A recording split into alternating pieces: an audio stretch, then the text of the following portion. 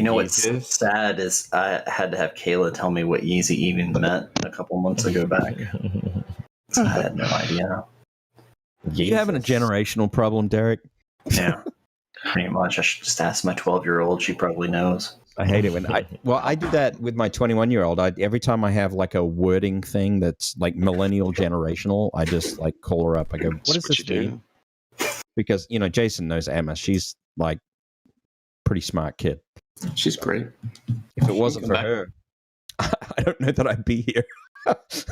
Yeah, we used Discord, and my kids came downstairs and they saw that we were using Discord, and I'm like, "Oh, come and check it out! Like Discord's what we use in all our games." I'm like, "Look at the size of this room and all these people," and they're like, "It's kind of small." Thanks, kids. I know my son did the same thing. He's like, "Yeah, that's all right." I'm like, "Oh, yeah, yeah." You get like, but these people, they have jobs, right? That would be the classic middle-aged dad comment. Yeah, it is funny. You have a house mortgage and responsibility. Oh, okay. All right, we're live. Oh shoot! All right, let's come. Now we got to be like all serious. Take a lot of that back then. We got a cast of thousands today. It's fantastic. It's a big show. We have like frame rate is falling off again. We get like 300 viewers. We're like, yeah, we're doing great. And like, that's like that's like a bad day on one of these Twitch streams. They have like 50,000 people watching it. Somebody play a video game. It's not even a bad day. It's broken. Yeah, it's like I'm just starting. This is my first day, guys. This is my first stream. I really appreciate you 300 people showing up. My son is streaming playing Minecraft upstairs right now, and I'm pretty sure he has more people than we have. Yeah, I still just by playing Minecraft. I still just don't understand the watching people play video games thing. I just don't get it. I never will. That's another age generational thing. Like I just like one thing, if you can't figure out how to get past a level or something, you look at a walkthrough. Okay, I get it, right? But just watching people play video games on YouTube, It's like watching football on TV. Why do people watch this? Yeah, that's not even remotely the same thing. It's just watching somebody else pretty much do the exact something. same thing. It's the same yeah, thing. they are good. It's not like they're all just like, my first time playing the game. No, they're like killing people left and right. Like, I do watch people play Overwatch just because I want to get better at it. Right? Well, So I get that point. Yeah. So I watch pros. Fair. I mean, I can take it. Like I play my fair share of first person shooters, right? I feel like I'm halfway decent, right? Like I can actually kill people occasionally. But still, like, Why would anyone show up to a Black Hills webcast to watch us do hacking? yeah, That's it's funny. We have these like we do the point. news, and it's like 300, and then the webcasts get like 1,700 people, and it's weird how you get jaded over time. Because I remember when I started BHIS, I think my first one that I ever did, I think I got like 10 former students, and I was so ecstatic. And I actually got a gig off those 10 former students.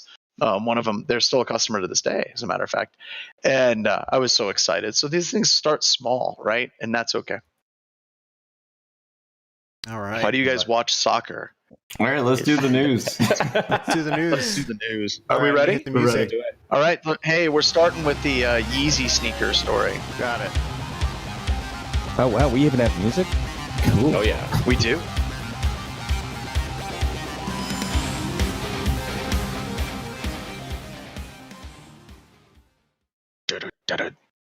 All right, everybody. Welcome to Black Hills Information Security, talking about news. We have a massive group of BHIS people here today. As always, we have Banjo Crashland.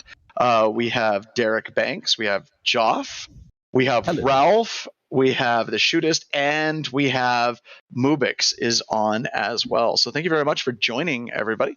Greatly appreciate it. And then we also have a handful of people watching live while people on Twitch streams playing video games point and laugh at us. So at the end of the show, we're going to be switching it. So we're just going to play EVE Online and swear. And that's how we're going to build our audience. So the first story that I wanted to talk about today is a bit different. One of the things I've been studying a lot at like 2 o'clock in the morning for some odd reason is how information security is moving in ways that I think a lot of people in the industry don't get. So one of those ways, we were joking about video games. There's entire security issues associated with video games. I joked about EVE Online. there was a great situation where somebody stole like hundreds of thousands of real dollars from people on EVE Online because they basically said that they were a bank. They were a bank for a long period of time, and they just took everyone's money and went yoink. There's the classic situation in World of Warcraft where they went and they fought this dragon in a cave. And, if you're at a certain level, you can survive some of the diseases that it gives you. But one of the diseases it gives to your party, and it spreads through your entire party and makes you very ill. Someone went into the cave with a dragon, got the disease, immediately teleported to the middle of a population center, and the disease spread through the entire population center, killing everyone in the city. So these are weird security things. It's not like, well, they're missing a password or an intern set the password to SolarWinds 123. But this is one that I see show up again and again and again, the security around commerce. So apparently there's these bots that'll crawl a website and wait for something to come up for sale. And I'm glad Ralph's on because I'm sure Ralph has dealt with this with video cards at some point. You built a bot to get your video cards. Mm-hmm. And then here with shoes. Shoes is a huge, monstrous industry. And there's certain shoes that are incredibly rare. They're very hard to get. They're very expensive. You can buy them and then resell them. And this Threat Post article was talking about, what are some things that people can do to try to defend against this? And honestly, I'd be willing to bet if you talk to like 9 out of 10 security professionals, we wouldn't even consider this to be an issue. So I just kind of wanted to open up the forum to people, kind of these non-standard security things that are absolutely things companies should be looking at that we tend to ignore because they're not legacy. So anyone, I like Ralph to talk about the trials and tribulations of buying video cards because that's very similar. Well, it's a pretty wild market out there for anyone who is into gaming or just wants to buy a video card. But yes, the bot army is intense, right? And there's actually big money in it. People making bots and trying to bypass the protections in place. And it's a whole ecosystem where the winners, but there's money to be made. I mean, people are reselling some of these items. In this case, it was these sneakers, but in graphics cards, like 3 times the amount that they pay for them. So it's worth it to build and design these bots to go find these graphics cards. So I mean, it's an arms race. So to me, this isn't a business problem. Yeah, it sounds like capitalism to me. I mean, yeah, that's a great question. So is it? So one of the problems for these companies, having talked to a couple of them, is they are definitely worried about brand issues. So if you basically are selling a widget and then immediately that widget is being scalped online and no one else can get it and the markup is 3,000%, it does a number of things to your brand reputation. None of them good, actually.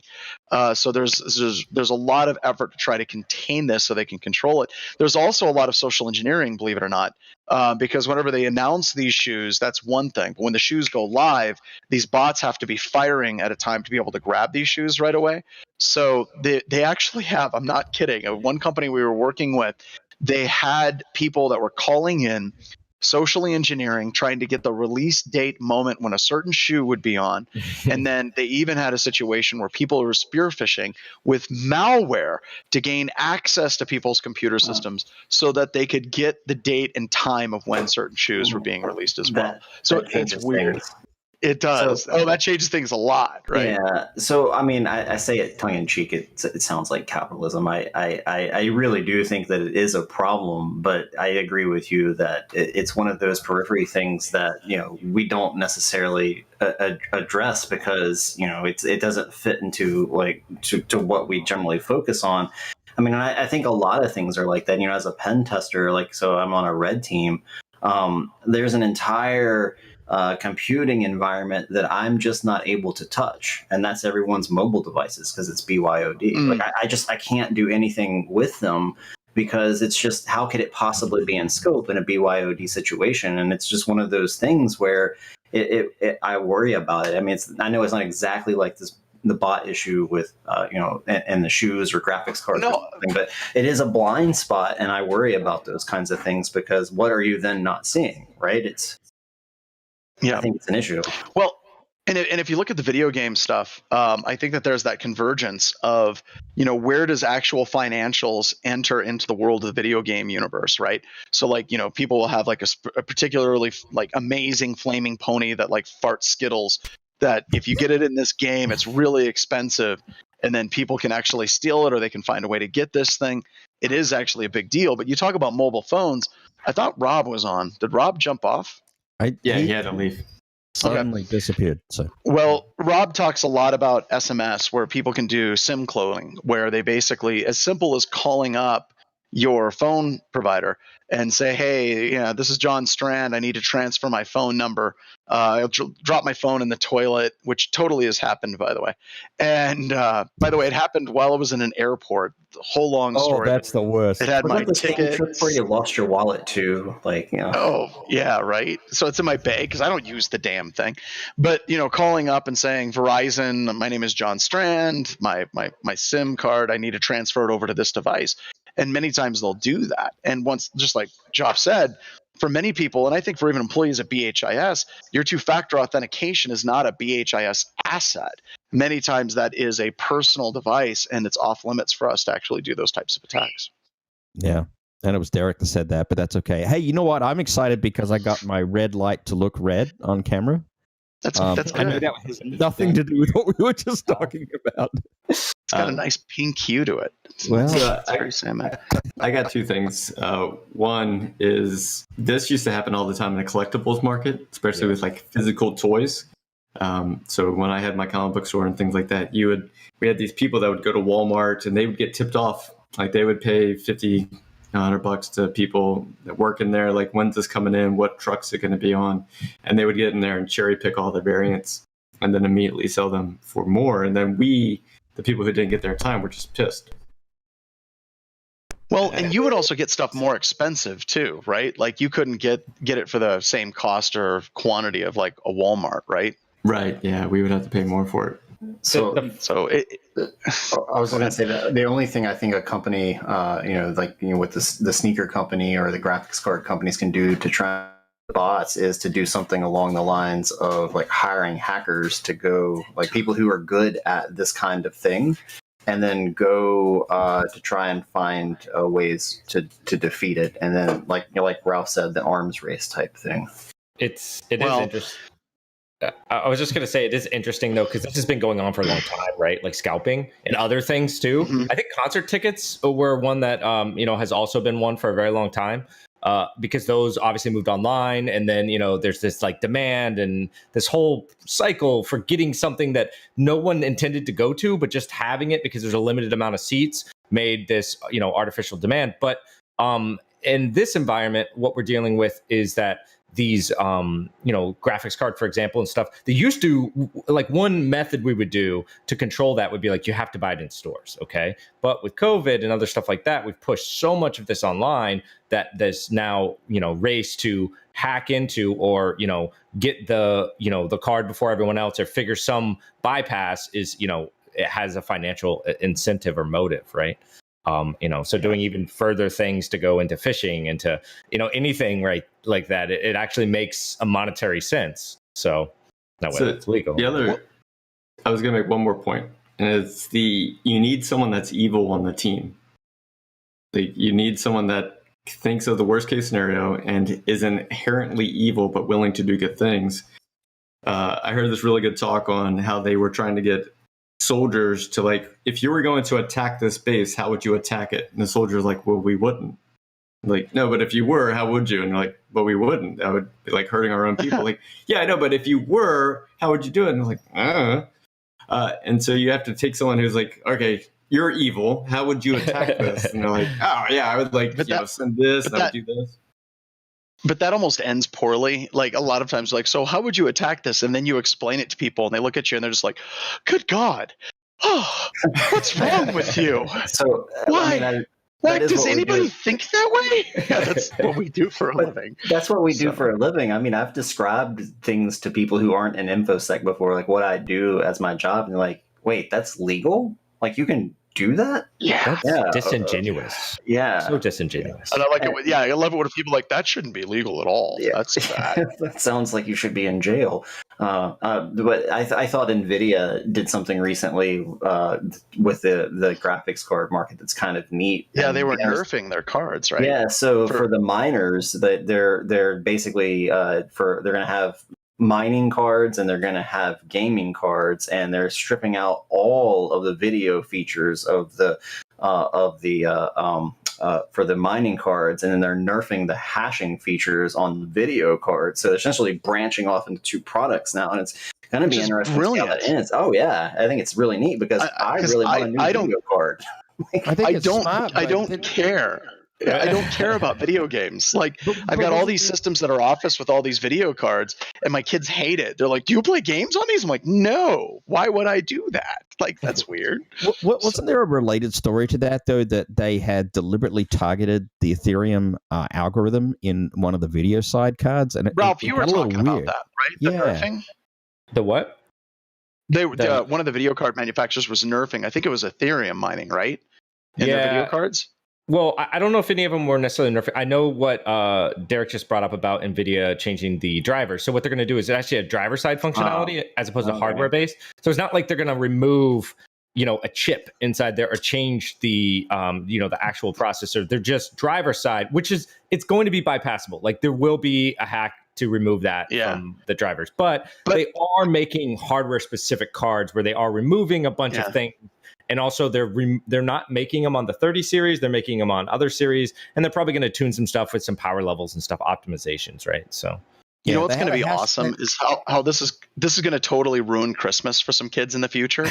It's like, Susie, here's your new video card, and it has like no video card, like there's no HDMI port at all. It was cheap though. I was like, I need a video card. Oh, what? You're going to take those. You're going to take those coins you mine, and you're going to put them into an account, and you're going to pay for college. No, the related story was hash limiting on Ethereum. It just seemed weird to me that they were like going after just one algorithm in that particular story. So it's a mining limiter. This was 10 days ago or so. There's an engineer at the company that has a lot of Ethereum. That's what we were thinking when I was talking about it with Security Weekly guys, and we were like, there's some insider action going on here somewhere. Oh yeah, there's supposedly there's a lot of insider action, especially with like the initial rollout of some of these cards and like large swaths of them going to mining pools or to mining operations and buying them in bulk, kind of before gaming market got them. You got to also realize where they're being manufactured and also where a large amount of the mining is being conducted. Sure. So, there is some speculation around a lot of that and, how it all operates. But, it's dollar bills, right? So, I mean, even a graphics card. Yeah, a graphics card right now, I was just saying before the show started, like, just a simple 2080, which is last generation, is profiting after electricity $150 a month right now. So it's a profitable endeavor. Yep. So I started watching Trafficked on National Geographic, which is an incredible show, and I just picture 10 years from now there's going to be an episode on graphics cards. Right. Absolutely. So the next story I want to talk about is far right platform Gab has been hacked. So this seems to be a theme, and wow, whenever he changes that screen, all of a sudden, woo, it's on this large screen of mine. And this leads into actually the next couple of kind of stories I wanted to talk about. There's a lot of stories just popping at a very high rate of these social media platforms getting hacked, right? We had Parler was hacked, and that was a big deal, and this one was hacked, and then you had through the years all the way back to like what is the Ashley Madison? Is that it? The website where you could going back to that one. A far right one, but no, that one was not a far right one. I'm just, do you know how many bots were on that site? There was like a whole thing. It was nuts how many bots. It was a whole ecosystem where people weren't actually talking to girls. It was just bots that were talking. I loved it whenever they talked about the bots talking to bots, like they would actually start talking to each other, and the insane conversations. So it seems like you've done a lot of research on this, Ralph. No, I read a whole article on this, and they were talking about the hack because obviously I'd be interested in something like that, and they went into a lot of the details of like who were, after they dove into the database, like who was actually in there, who were real people and stuff. It was wild. It was pretty interesting. Oh God. Do you guys remember right after that happened, like every time you would do recon, I want to say it was Punk Spider, but there was a recon tool that every single time you ran it again, it would like come back and be like, this is in the Ashley Madison dump. And no matter who it was. Was it good?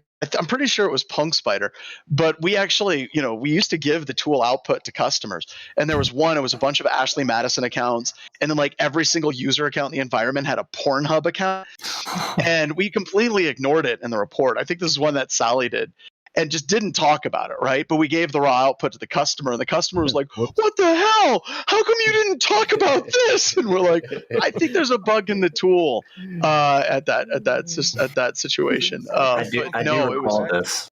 I do remember this. Yeah. So, and somebody brought up, I think on the Google chat, they're like, is far right? I don't know. I don't know how they're pegging these social networking sites like Telegram and stuff. I don't know how they're basically saying there's a political affiliation of this particular tool. So go ahead. I can tell you why it's considered far right. It's because they keep people to click on the article, right? Like it's the whole division in media and society. The Wired article. Yeah, they're just trying to get people to click on it. Like I have no idea if Gab is far right or not, but like, what is Gab? Yeah, exactly. What do they do there? It's like a Parler or a Twitter. Yeah, it's like where you go and bounce from Twitter, and then Parler goes away, and then you go here. Telegram and all those. I mean, I don't think my feelings on big tech are any secret, but I mean, politics aside, I think the entire business model of surveillance capitalism is crap, and we should do away with it. But that's just a different story. We're getting damn close to politics. Last time we did that, it was a train wreck. Yeah. Let's not do that. Okay, Jason. Steer away. Hey, look, I'm not talking about politics at all. I'm talking about the using AI to target ads to people without them really knowing what's happening with all of their data. Oh, agreed. Yeah, agreed with that. Like that's not what I'm saying. But that model has become like so pervasive. It's what our news is now, right? Like you're getting news that's tailored to you by machine learning on the back end for you to click on an article so they can sell you something. This is what's happening, and I think it's poison, and that's the only reason I'm making the point that's why they call it far right in the news, in the article in Wired, because they want people to click on it so they can target ads to you. And I just clicked on it. Let's see what kind of ads I got. Have you guys? All right. So going back to Gab, let's go back to Gab. Did you guys read the CEO's response to? I did. I did not. I just saw the SQL. I saw the SQL injection attack was like the stupid, simple SQL injection attack, and that's what I want to get into here in a second. But what did the CEO say about the attack? And I'm just gonna just go off the first couple words, and this is mentally ill training demon hackers. Yeah, I saw that. Very serious. No reason to repeat it. It was just over. It was Oh my goodness. I also like that we were aware of a vulnerability in this area and we patched it last week. We are also undertaking a full security audit. Now you are. But okay, so this gets into the next two articles that I brought up. We'll talk about Azure blobs here in a couple of seconds, and then also a tool that CyberArk has released. But it seems to me, and I want to get you guys' opinion on this because a lot of you have more exposure to the cloud and things like that than I do. It seems to me like it's getting really easy to throw services together, right? Cloud-based services. And it seems like it's getting really easy to shoot yourself in the foot from a security perspective. It's kind of like this weird thing where you have more and more and more people developing IT with less and less security. It's kind of like, back in the day, everyone's like, Linux is more secure than Windows. I don't think it was more secure than Windows. I just think that it was a pain in the ass to get anything installed on Linux. So there wasn't like a whole bunch of extra cruft that was installed that would burn you because you knew exactly what was running because you literally had to build it by freaking hand. Yeah. And I almost look at it like the infrastructure and all these services getting hacked with these really trivial vulnerabilities. it's so easy to build something, and it's so easy to shoot yourself in the foot that there's no good reason right now why people aren't trying to secure their stuff. It's almost like they just somehow think, well, our whole platform is going to grow by 50 million people. No one's going to try to hack us. Are these people getting security audits, or are they crap security audits? That's what I'm kind of asking. Is this something that's being ignored, or is this something that just were they told by a security firm? Yeah, or they told by services like this is secure, and then it's not. Yeah. I mean, I think part of the issue with the previous one was at Parler. I think that issue was that they had services pulled and things got exposed. I don't know the details of this one, but if it was SQL injection, that is actually illegal, and the people who did it broke the law. And it doesn't matter if it's far right or far left or whatever the political opinions are. I think this one, if it's SQL injection and then an attack like that, that's a violation of the Computer Fraud and Abuse Act, and the FBI should be involved. Yeah, and hopefully they will get involved, right? I was just going to say, it's never really a debate about whether it was legal or not. I think where we're at is like, why did they, not secure, the SQL? Sure. No, but on the Parler one, I think that was a scrape. Yeah, that was a scrape. No, for sure. Yeah. But still, though, their security practices were like lax as well. And this goes back to like building your infrastructure in the cloud. And this has nothing to do with whether the cloud is necessarily more secure or not. I think it's just rapid development, right? Like just companies trying to start something tomorrow, right? And forgetting security. It's that rush to delivery. And we've seen that play out over and over again in the industry. And the easier you make it for people that, and when they have great motivation to get a new social media service out, for example, really, really quickly, these things are going to happen, right? Well, also, they don't have the firepower or the budget, really, to go off and hire folks who are knowledgeable on how to secure this stuff. Like, I thought, I'm not going down the politics road, but I thought it was neat that, these big tech companies were kind of on a high horse saying that, this other company that's so much smaller and so has so much more, so less money, weren't doing all these things. Well, it seemed like that they were trying, right? And so at what point, it's easy if you're, a Fortune 10 company to say things about how people should be doing something. Like I remember one time. Oh my God! One time before, I remember reading an article that all red teams should be doing full packet capture on their traffic. And I'm sitting here thinking, oh yeah, that's cheap. Let's do that. That sounds great. Like everybody can pull that off, right? Well, I mean, come on.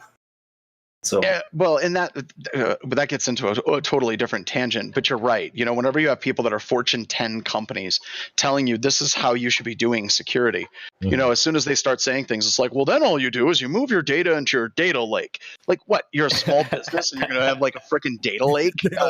Right. Yeah. And you have an Apache Spark expert, right? Because they're a dozen, right? But here's a good question though. Should these teams, when they do these like startups, right? Like they have, a certain amount of set of people that they go to, like, let's say start a social media company, or let's just really focus on just any like tech startup, tech focus, right? I'm not talking about like setting up a dog food store down the road. I'm talking about a tech company, like it's just online. That's what you're doing.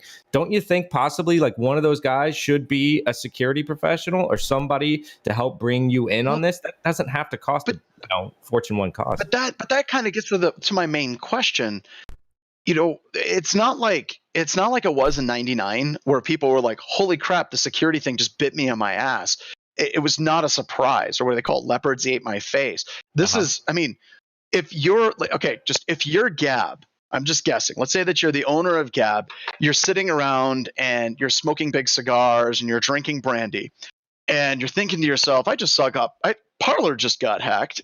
Your next thought should be something in the line of, we should really do a security audit of our platform too. Like it doesn't seem to be crossing, like there's no visceral, wow, they touched that frying pan and burnt the hell out of their hand. We should not do that. It's like they're completely oblivious to everything that's going on. Yeah, but they could currently be in the procurement of hiring the security. Like they saw the Parler hack, they're like, oh, we should go get someone. They're betting right now. They've got RFPs out to like 8 different organizations. It's like our 5th interview. and let's just say they were ready to pull the trigger on, I don't know, it's back in January, right? And they went to a bunch of penetration testing firms and were told, yeah, we can get to you in May. Yeah. Oh, well, so that's it's true our too. fault now. I see what it is. No, It is. It's not. It always comes back. It's always red versus blue. Exactly. I live in a house full of women, my wife and daughters, and even the dog. So it's always my fault. I'm used to it. Yeah, I get it. Every time. But Whole position. but I want to get it out there to people that there's things you can do, right? We should have probably talked about like Z attack proxy.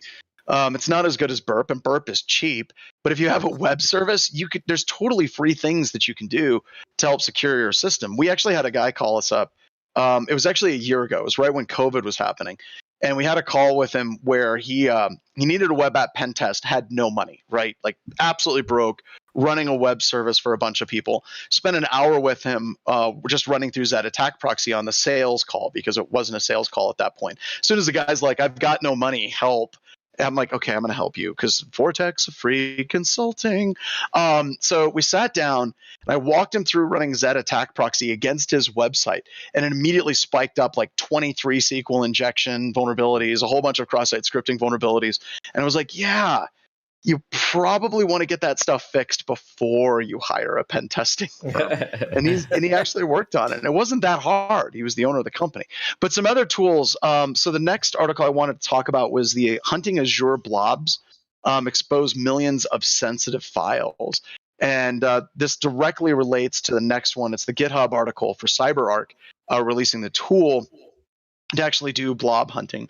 Now, if anybody's like wondering what blobs are on Microsoft Azure, it's this very, very, very large thing that goes around and it just consumes absolutely everything, almost like a huge gelatinous bubbly that's constantly sucking up all this. Oh, wait, no, that's Microsoft. Never mind.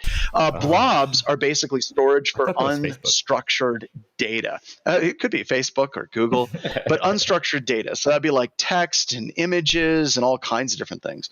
One of the examples in this article, I don't know if it's this article or another one where somebody was doing some similar research, was like applications that have like social security numbers, driver's license numbers, all of those different things. It's almost like, remember back in the day, BitTorrent, you could just like start searching files on people's computers and pulling things down. It's a lot like that. But they found thousands of organizations where their blobs, the security settings, I think it goes from like public, semi-public, and then completely with no public access. There's three blobs things. Are pretty much like S3 names. Buckets, right? They're pretty much I think it's the Amazon S3 competitor. Yeah.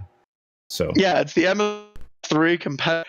And here we are again, where this exact same vulnerability that existed with Amazon now shows up Microsoft. And there is a tool that'll help you actually lock that down. But this goes back to kind of my thesis that there's a ton of companies out there that are so quick to try to get to market, to try to get their technology stack up and running, that they're almost doing no due diligence whatsoever to try to secure things. And also, I don't think Azure throws the warnings like Amazon does when your S3 bucket is stupid and wide open to the world. So I think part of the problem is I started in IT back in the 90s and was a network and systems administrator for a good chunk of my life before I started doing security. And I feel like that all of those, systems administrator things I learned then aren't really applicable in the cloud. And so if you're taking your IT workforce and you're like, okay, we want to deploy this stuff into the cloud, let's go do it. And then you're working with, you don't have someone who's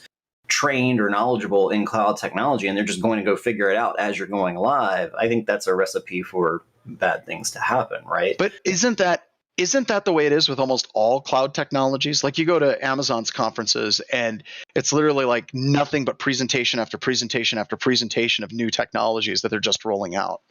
Yeah, and who can keep up with all that? Like, yeah, it is difficult. I mean, if you look at the list of all the different products that AWS offers in all three levels of the service, right? So managed, unmanaged, as a service. I mean, all of these models, it's nuts. There's hundreds in there. Half of them I haven't even touched or even looked at because, it's some niche piece of some market that you might need if you're scaling up to do something.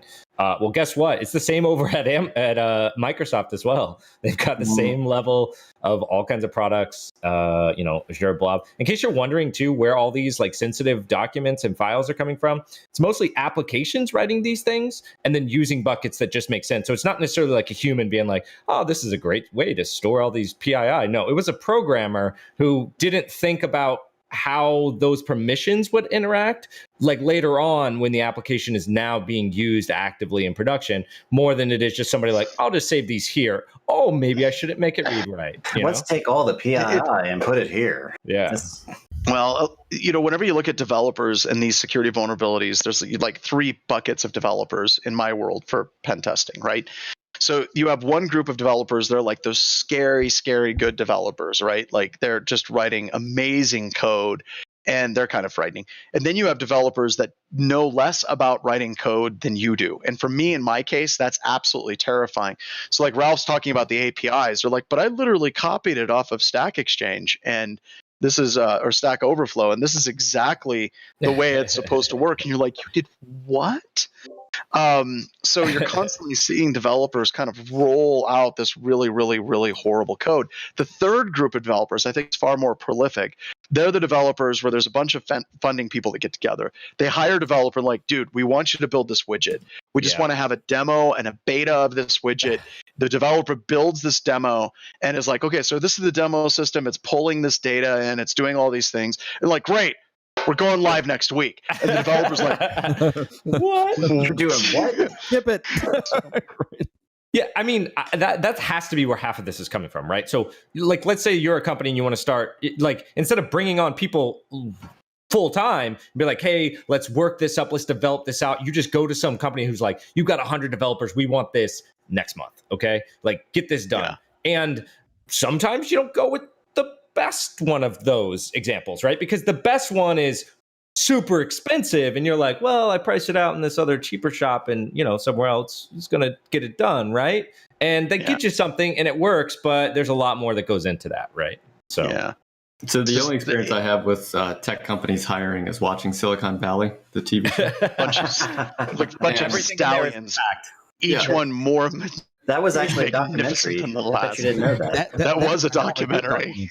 But I just did a search for developer San Francisco, and there's currently 17,000 available positions. And there may be a lot of companies out there right now that do want to do security, but there's not the people to do security. Yeah. On this show, talk about so a lot of these places, like people didn't go to the office anymore, right? So there's no centralized workplace. So you have WeWork, you have a bunch of places where people can go and they can get their own private cubicle and all these things. So I was down vacationing, and I needed this document printed out, and I had to have it because I need to get on an airplane and come home. And they had one. We was up above a coffee shop right across the street corner where they were doing COVID tests.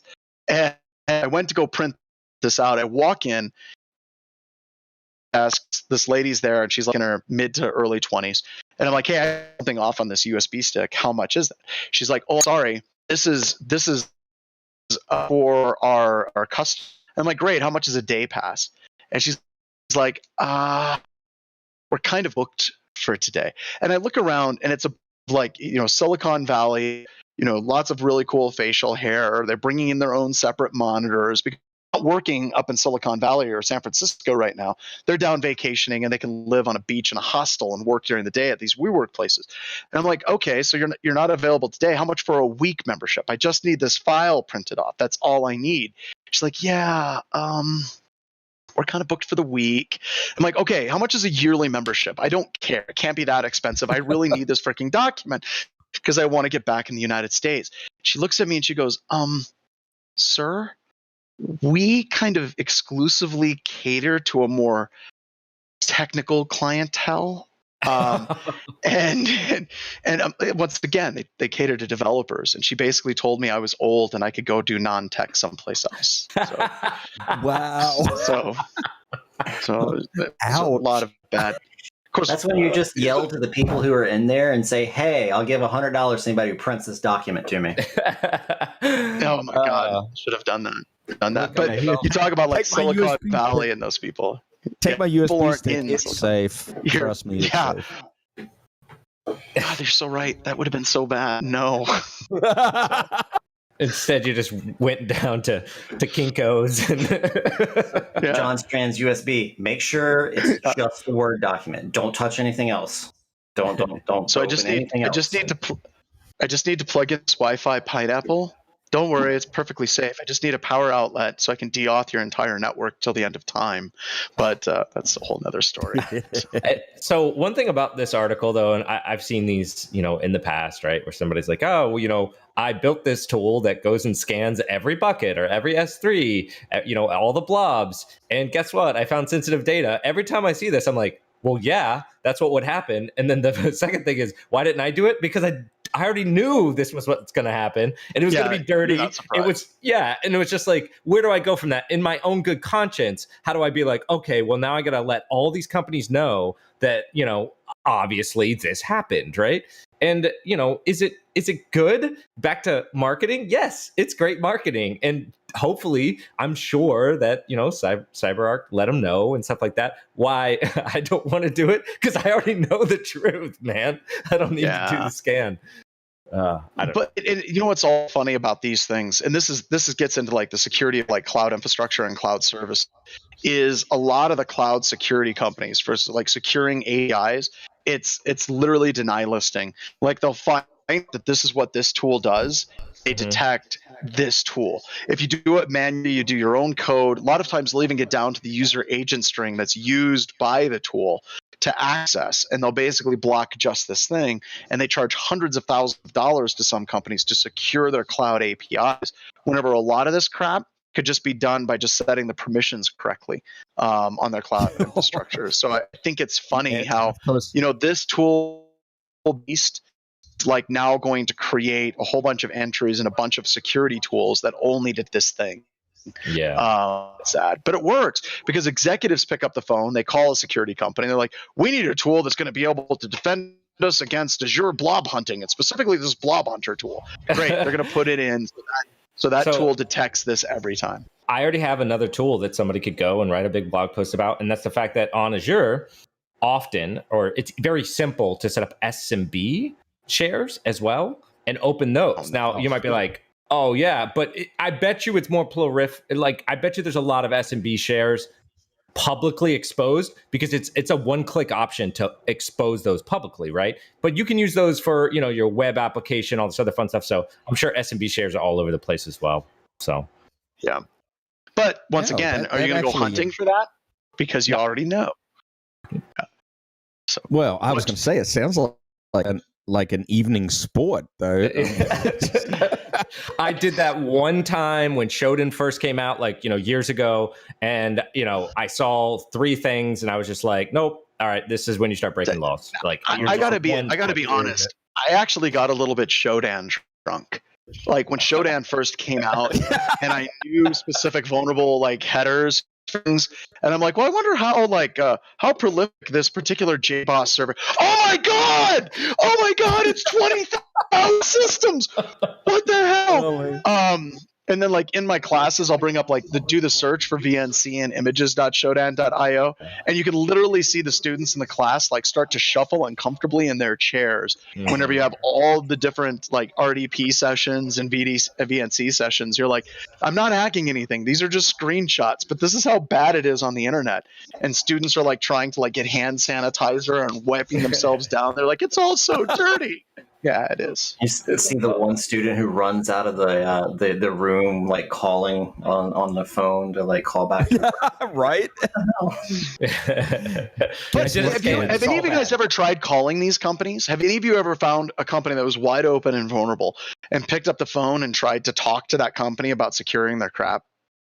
I always feel like the conversation is going to go immediately to one, disbelief, you're trying to phish us for something, and then you broke the law. Two, you are the reason that we have this, right? You are at fault. Yep. Right? And then the third one is, you can't extort us for any money. We're not going to pay you for this information, right? So it's like all three of those emotions and immediately. So that's why. Yeah, so isn't that premise though? I mean, that premise is basic under what is the word I'm looking for? Underlined by the default assumption that I think we have, that is, if we make that call, we're going to encounter somebody who doesn't really have a handle on security, right? And so when we've been in that situation as professional pen testers before, which we have plenty of times, the default reaction is always anger and denial, right? It's always like, how dare you? How dare you tell me my baby is ugly? Joff, do you remember that company we were testing? They actually moved to Arizona, and they got you access to their elk dashboard, and you were looking an attack that was coming in. I don't know if you remember this at all. I don't know if I ever told you the whole story, but you were doing some forensics, and you were kind of looking at their elk stack, and you just did a search for union select, and it's like, yeah, you're getting attacked a lot from this IP address. Well, they were all over the place. They were all over the place, but there was one set of IP addresses that was attacking more than others, and that was a university. So the customer found who the IT administrator was for that university, and they gave me the phone number, and they're like, John, you call him. So I picked up the phone and called this guy. And you always got, it's like you're approaching a wild, deadly animal. It's like, hi, my name is John Strand. I need you not to panic. This is going to be but your network is actively attacking one of my customer networks. And I'm not trying to sell you anything. I don't want to make any money. I'm going to help you out with this. It's going to be all right. And when I called this guy, the guy's like, wait, John Strand? I'm like, yeah. He goes, I'm taking SANS 504 on demand from you right now. And I'm like, well, that's customer service, man. But that was the only time. That is it. Out of like the 10, 15 that I've done, that is literally the only time where they didn't threaten to sue us or ignored us completely. So wow. Yeah, that's why I only do authorized pen tests.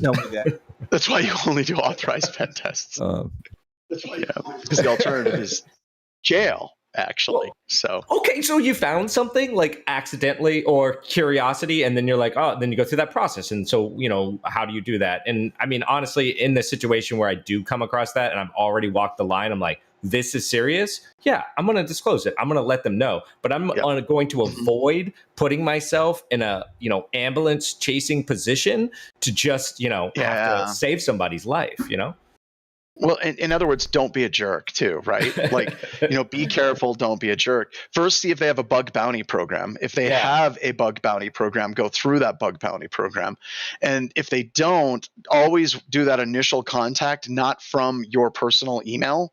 Ever. Like, create a disposable email account, go through proxies and let them know that way, and try to be nice. Don't be a jerk with your language that you have in the email. Like I said, you're approaching a wild, deadly animal that can kill you. Be very, very careful how you get that. And if they're really jerks, just walk away. It's okay. It's astounding how much that happens in regular life too. Believe it or not, when we're not being pen testers, we're like regular citizens and we're using people's broken, right? I came across one, and I'm not going to admit, I've been doing this awesome workout program lately, and I'm very excited. I'm getting in shape. But this tracking app that's a web, and I looked at it, and like, guys, you know this.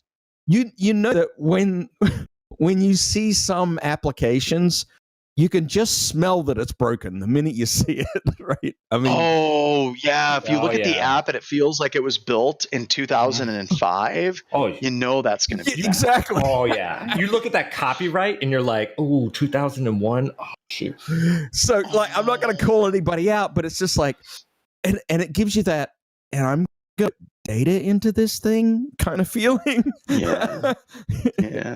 It's not good. I had that happen with pool automation. I have like a little pool remote Wi-Fi thing, like it just, so you can turn a couple knobs, actuators, and it's online, right? Well, there's a code, right, for everyone's little, device, like a unique identifier, but the unique identifier is not that many numbers. And there's also a default password, right? So you have the option. So you could just start changing the number, and next thing you know, you got everyone's pool. And so the next step was like, well, what else could you do? Because that's an API, right? Like that obviously is talking to a device who can interface with the system, right? I stopped there. And you're already authenticated. Right? I didn't go any further. David, but I can tell you right now, I guarantee you that if you were to authenticate to that device, you could compromise the controller, which in turn means you would compromise their network, right? Because now you're in their network. It's most likely on the same LAN. I mean, you can see where this goes. It's a pretty fast escalation. And that gets into, like, even when we're hired, David was on a test with an auto manufacturer that had something very, very similar to that, where once you authenticated, you were considered authenticated, and then you could brute force your identifier. It wasn't your session ID, but it was basically your user identifier. Leave your session ID the same, and you could access a whole bunch of other people's like cars, right? Mm-hmm. And this was supposed to be a pen test. I think it was supposed to be for like 3-4 weeks for this one web portal. And it was funny because what the customer did is like said, immediately, stop, you're done. That's it. Good job. We really appreciate it. We now need you to spend the next 2 weeks talking to our attorneys and signing all of this non-disclosure, which we already did for the pen test. But I really get the feeling sometimes with some customers, whenever you find those types of vulnerabilities, they're like, great, that's awesome. Stop. Don't go any further. You haven't found the real skeletons in the closet yet. That's actually what happened to me on an API test back in, was it November, I think? I found enumeration and get into a bunch of customer data. They're like, oh, yeah, okay, you're good. Good job. Time to be done. Great job. You won. Wow. Yay, you. You won. We've all had We've all had experiences. The ones I don't like have to pick up the phone and go, you have a really big problem. I don't like those conversations. Well, you called a customer a couple of weeks ago. Yeah, I was going to say, a couple of weeks ago, where you basically told them, this needs to be taken down now. Yeah, my exact words were, you have to take this off the internet right now. Yeah. And they did that. And, and people do that denial thing like, what? I was like, okay. It's not that bad. We've been using this for years. There's never been a problem. Let me repeat that sentence. You need to take this off the internet right now. But they were cool. They were a cool one. So this one goes off stuff like that does happen. Stuff like that does happen. Yep. Off our last newscast, we talked about vCenter, and that became pretty prolific, right? Just recently, there was a lot of quickly. Yes, quickly. Well, and a lot of people getting escalated quickly. A lot of people getting those phone calls, right? You need to take this off the internet now. Like, not tomorrow, like today, right? But, here we are. Yep. All right. Well, let's wrap it up, folks. Let's do it. So I want to say thank you very much for everybody that listened to us, like, hang out and talk about stuff live. Thank you so much for the guest hosts or the co-hosts. Let's go with co-hosts. I like that. That sounds better. Yeah, much better. And we will be back. I think it's Monday, so I think Wednesday we'll be back with the next episode.